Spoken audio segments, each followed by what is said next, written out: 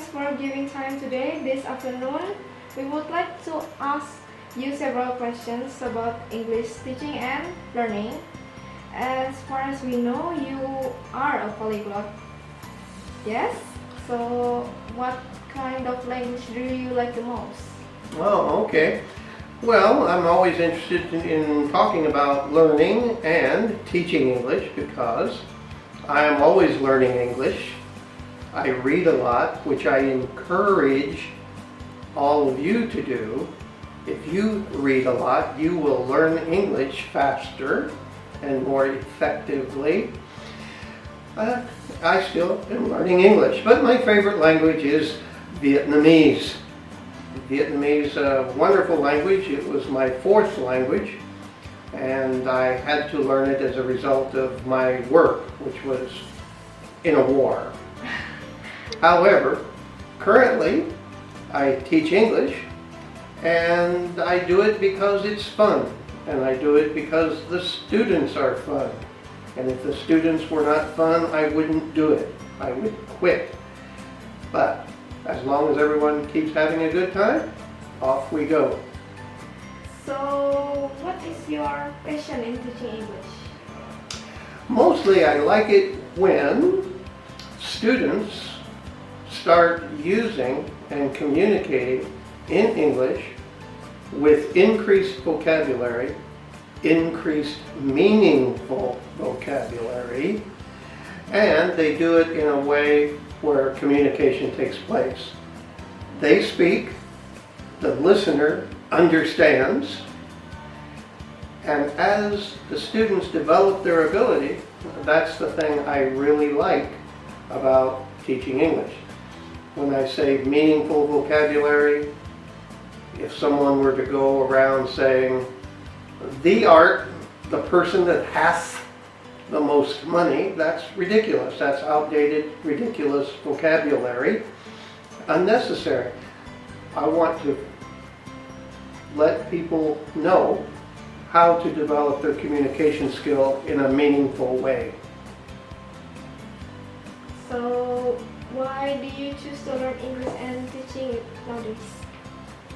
I learned English because I ended up in the United States, and I found that a lot of people in the United States speak English, and I guess I had to speak English because up to that time I only spoke German. So why did I learn English? So I could survive and get food and go to school with other people who spoke English. And for teaching of English, because I learned English and a few other languages, I found that teaching language acquisition skills was a cool way to earn money and have fun.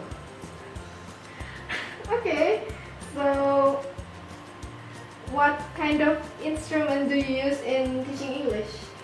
What kind of instrument? That's an interesting question. Hard to say. I have to think about what examples of instruments. Well, I could use a chalkboard and chalk. Now, that's not what we use at Ma Chung, but that is still used in many countries of the world. Then, of course, the whiteboard. Then things that I don't like to use, like PowerPoint. PowerPoint is boring, and I don't like to use anything that's related to technology.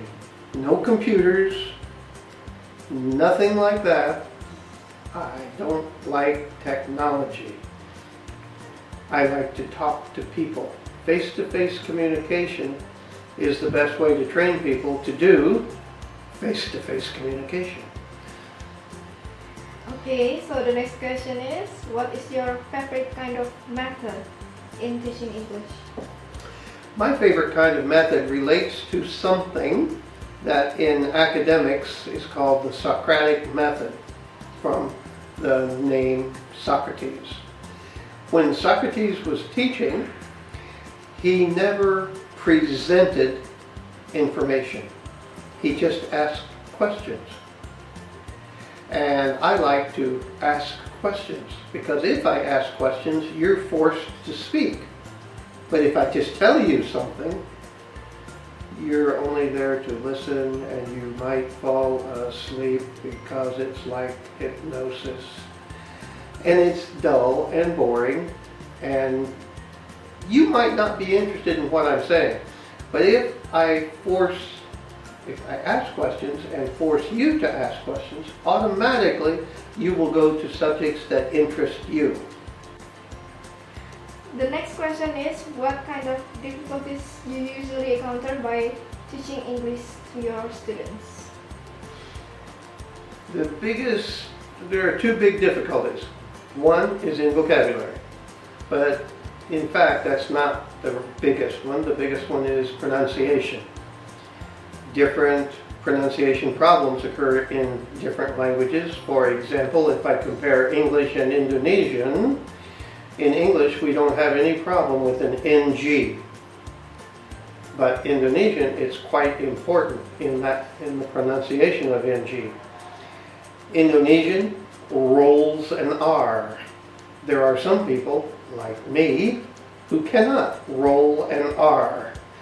Therefore, sometimes when I hear Indonesians speak English, and they roll the R in English, it completely throws off my concentration. I'm not quite listening to what they're saying. I'm listening to the strange way it sounds. So pronunciation is a really big thing, both going from English to a target language and the other way around. Okay, the next question is, what kind of approaches you use to overcome that difficulties to your students? Well, the approach is not one that is a favorite of my students. What I do is I demand that they speak, and they speak on a lot of different topics. And there are two approaches. There are two parts to the approach. One, let the students speak. Let the students speak and make mistakes. It's okay as long as the mistakes do not hinder communication. That's part one. But as the students get better and as they are more willing to speak, then I become more critical. And then when the student speaks and makes a mistake, I say, stop. Say this. Repeat my words exactly. And that gets the students into the practice of saying things correctly, and they hear them correctly. They hear them correctly from their own mouths, not just me. Okay, last questions. Could you give us a tips to learn English? Sure. In order to learn English, you have to be motivated. Now that sounds logical. In order to be motivated, you have to like what you're doing. Okay, again, it sounds logical. So, when you're studying English, if you like cooking, study English about cooking. If you like computers, study English about computers. If you like dolphins, study English about dolphins. Start that way. Study English about what you like.